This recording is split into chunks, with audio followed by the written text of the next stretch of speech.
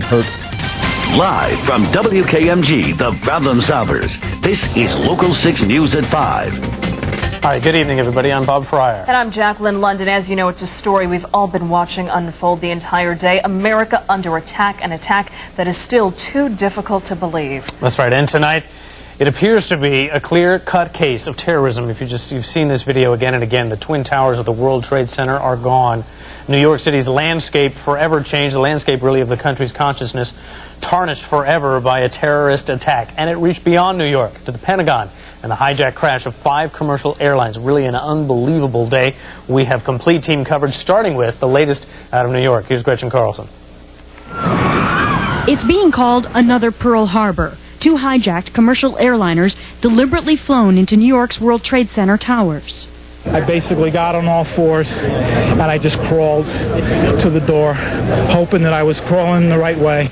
The well-coordinated terrorist attack left gaping holes in the skyscrapers and both towers in flames. Thousands are injured and a still untold number of people are dead. Just a short while after the planes hit, both towers crumbled. We're watching people fall from the building, and then we just saw the whole side of the World Trade Center just fall right off, and it caught a couple of us, and we just made a mad dash all the way down here. Hundreds of bystanders on the streets of Lower Manhattan were covered in soot, many in a state of panic as they unexpectedly witnessed the worst terrorist attack in the history of this country. It's war. It's declared war, and we need to now pull together as a nation. The people in New York City can demonstrate our resolve and our support for all the people that were viciously attacked today by going about their lives and showing everyone that vicious, cowardly terrorists can't stop us. FBI officials confirm 4 commercial flights were hijacked this morning, with 2 of the planes being flown directly into the World Trade Center target. 50,000 people work in the World Trade Center buildings, but it's impossible to know how many of those people may have been inside when the attack happened, or how many total people are dead. Gretchen Carlson, CBS News, New York. This is the nerve center of the nation's military, the Pentagon, after a terrorist attack. The hijacked plane crashed into the building mid-morning at a time when many would be arriving for work. The Pentagon continues to smoke, and part of it collapsed. There was no doubt about it. Whoever was piloting that plane was aiming for the Pentagon. Around the Pentagon and throughout the city, commuters jammed local roads trying to get out of town. Many downtown buildings were evacuated and the federal government shut down. Members of Congress were rushed away. I think this is a wake-up call for America, a sobering call. In a city known for its tight security, extra measures are being taken tonight. We are at threat condition Delta. That is the highest condition that we can go to. That is the absolutely appropriate thing to do given the events of this morning. The president promised there will be payback. Make no mistake,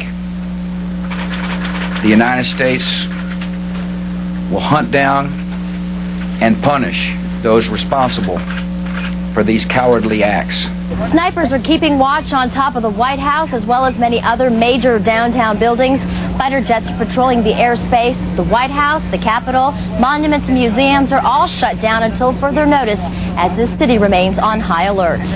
Terry Okita, CBS News, Washington. And the question remains, who is behind this vicious act of terrorism? Tonight, one U.S. official says that there are some indications that the organization headed by millionaire Saudi exile Osama bin Laden is responsible. But as of right now, no one group has claimed responsibility.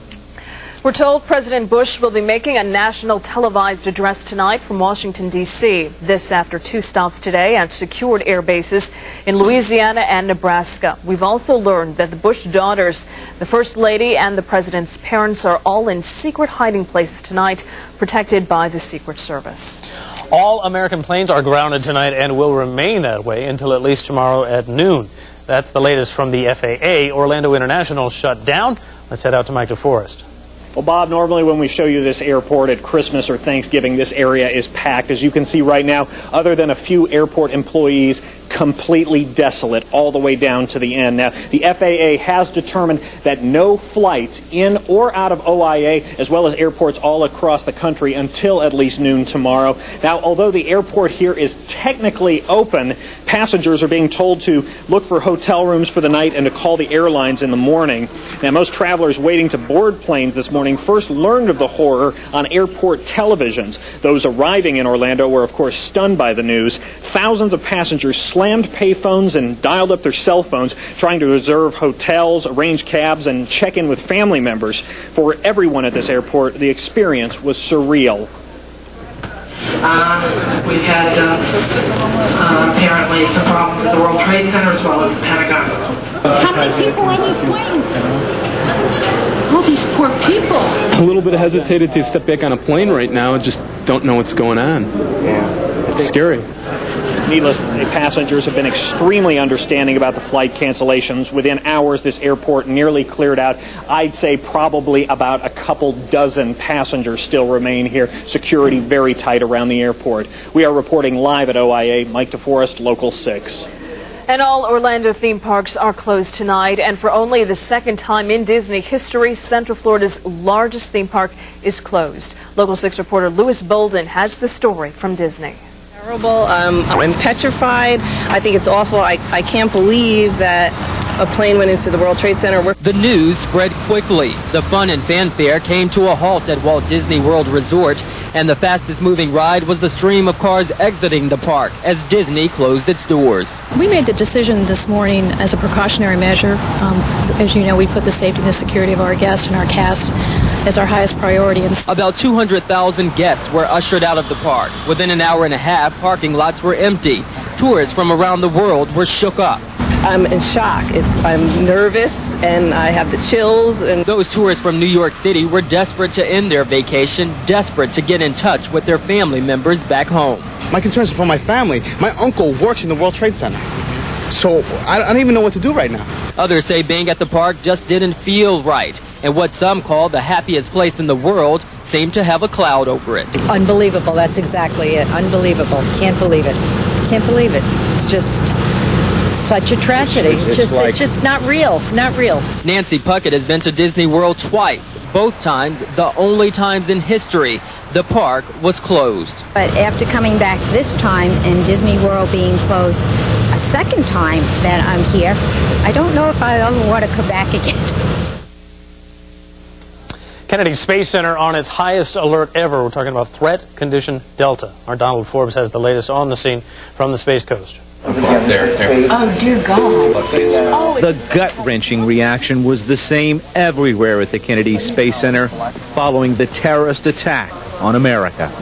Almost immediately, security forces took action, stopping and checking all incoming vehicles and personnel. Within hours, the threat condition went from Bravo to Delta, the highest level of security. The first time it's ever been declared at KSC. We've got extra security in place on the Space Center, and all vehicles are being searched, and employees and anyone entering the base must have identification. All of our visitor center has been closed down. And this is part of that immediate action, forcing nearly 12,000 workers from the Kennedy Space Center to pack up what they were doing and go home. The lines are long and the people are waiting to get out. People forced to go home without knowing when they would be allowed back at work. But they did know. It's a sickening feeling. What are your overall thoughts about this whole mess? It's incredible. It's unbelievable. I just can't even think about it right now. Tough to talk about. It is. It's a lot of folks. Just all we can do is pray. And although there have been no specific threats, security forces are taking no chances with lives or the entire fleet of space shuttles now being housed at KSC. Now you're looking live at the front gate of Kennedy Space Center right here. The armed personnel are out there. They are stopping anyone from coming in, and anyone that leaves is not allowed back in. Employees should take note. At the Kennedy Space Center, there are some 12,000 plus employees. Right now, it appears that no one will be allowed back at work at least at least until Thursday. That could change. It could be to a later date.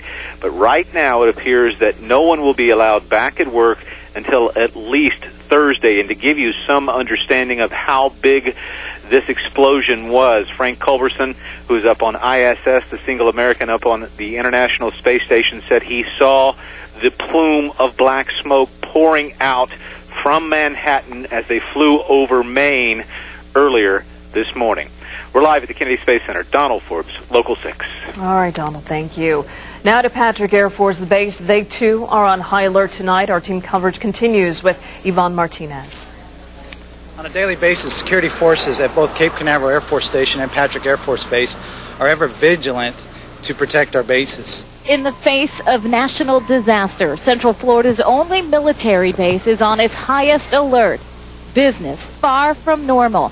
Heavily armed guards patrol locked and barricaded gates. It's as if the nation was at war. As a matter of policy, we do not discuss the specifics we do for security, but obviously in light of today's events, our security forces are implementing actions as they deem appropriate.